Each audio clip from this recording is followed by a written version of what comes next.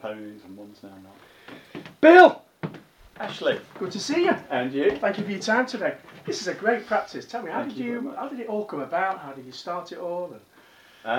Myself and a friend of mine, Guy Barwell, we were going around to different practices putting implants in, and we decided that that was getting very hard as we got busier and busier. We had a wider and wider group of practices to go to, and we decided that it was time where patients travelled to us to see us rather than us going around to see them. Great. So we joined together with a prosthodontist and we set this place up. That was 7.5 years ago. Right, and it's grown now to be, is it one of the biggest or the leading well, centre? we very quickly became the biggest placer of implants in the southeast of England. Yeah. In our third year we became the biggest user of Anklos in the UK according to the distributors. Yeah. And ran out of space here. So we set up another site which is 5 times the size, 6 times the size of this in Hove. And we keep expanding that. Fantastic. And now between the two sites we place more implants than anyone else in the UK. What was your success? How did you get to be the leading implant centre in the UK? What would you... The simple answer is we trained as many referring dentists as possible, general dentists outside, to restore the implants that we placed. So they had interest in it, they had income involved in it, and you know, it's something different for their practice. It allowed them to offer implants without the difficulties and expense of putting the implants in themselves. Just like a win-win, isn't it, really? They win, you win, we made it easy patient for wins. them. We made it as easy as possible. Yeah. Any problems, we just say, send them back, we'll sort them out. Yeah, fantastic, brilliant. Okay.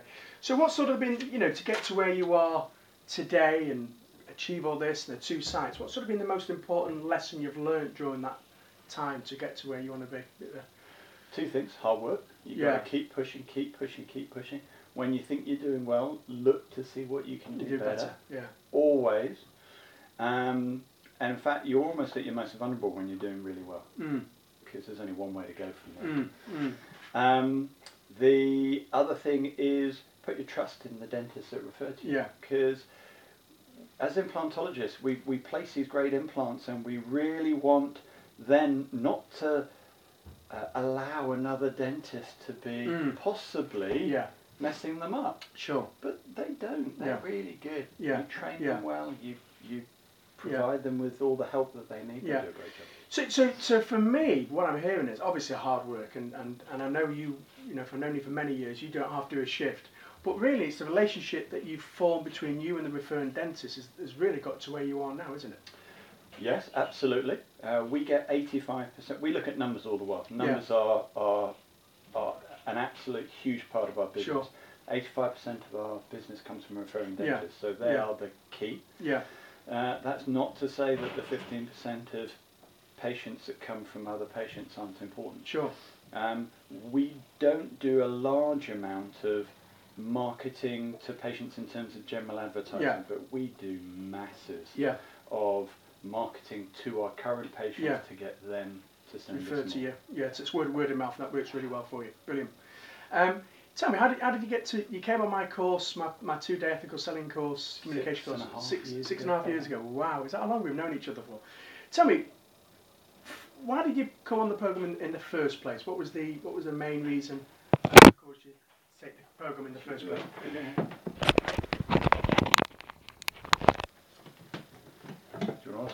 Yeah, what was the main reason, what caused you to take part in the programme in the first place? I came on the course kind of almost begrudgingly. About a year before, one of my friends, Richard Jones, has said, "Bill, you need to go on Ashley's course." And I went, I'm busy, it's quite a bit of money, it's 2 days, you know, I can't afford the time or the money. And he kept just gently reminding me. It took me a whole year. Yeah, you know, it was me that was telling you.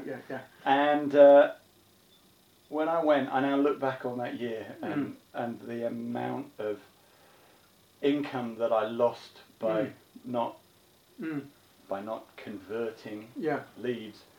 And it's cost me a fortune. What were the challenges you were facing then? What were some of the skills and attitudes and that you wanted to develop? Not enough time. I had loads of patients, but not enough time. Right, okay. And I had so much information that I needed to give them. Right. and I didn't have enough time to be able to tell them all the different things that I thought they needed to hear. Right. And after the course, I realised that they didn't need all that. What they needed was to get to know me and for me to get to know them, to know what their problems were and what the solutions they were looking for those problems were, and then allow me to present solutions to the problems in a way that they were able to say yes to. Yeah. And since I've been on your course, I have more patience, but I have much more time. Yeah. Because I'm not rushing to try and tell them all the technical bits that I thought was so important. All the waffle, all the technical jargon, everything else. Yeah. So what impacts it had? What difference has it made then? I have more time and I have more income. Yeah, good. What was unique or different about the programme, do you think, compared to any other sort of programmes that you've been on that enabled you to... I've never been on anything like it, before. So it's all unique. Right. The bits that were challenging were all the role play. Yeah. But hey, you're performing when you're with patients, and there's no point reading it from a book unless you're going to walk the walk.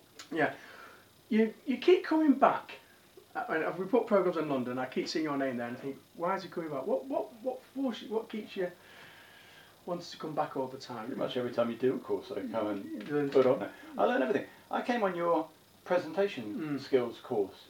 You know, I lecture nationally and internationally, but you're always going to pick something up. And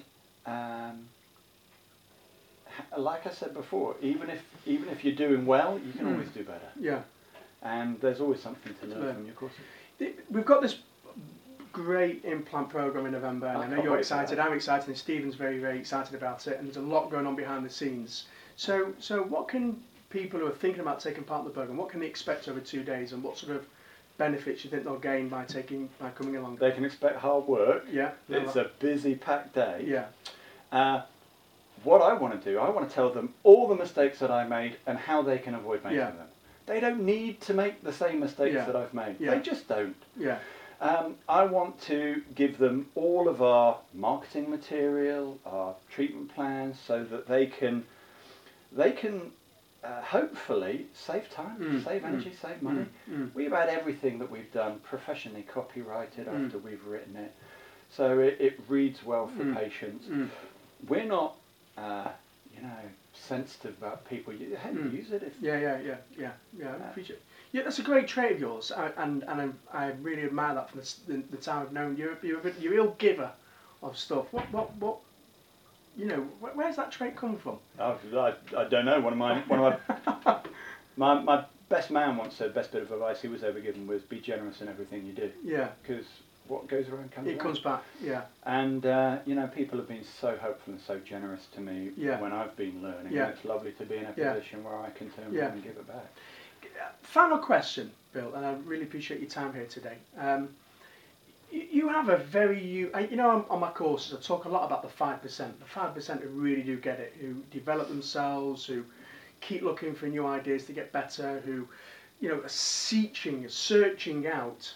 I always consider you to be the 5% of the 5%. Where's that trait come from? Where have you got that trait, and how do you keep maintaining it? And you talked about today you're changing your website just after 2 years of developing the last one. Where's that trait sort of come from for you? I love what I do. I love what I do. Why wouldn't I want to become the best that I can at what I do? And that's not, you could say it comes from insecurity, and it also doesn't just come from being the competition and wanting to beat everybody else. I want to be the best for me. Yeah. And it's weird, really, for me, because it is a bit of insecurity, really. I don't know why I keep thinking that. Keep thinking someone's going to find me out one day, but I have this learning tendency as well, because I keep thinking that one day someone's going to wake up and not want to know me anymore. I don't know if you feel the same, but it is probably a little bit for me when you mention that. I just love what I do, so why would I want to go and learn even more about what I love? That's fantastic. Thanks very much, Bill. Appreciate it. Great. All right. Cool. Yeah. That was easy.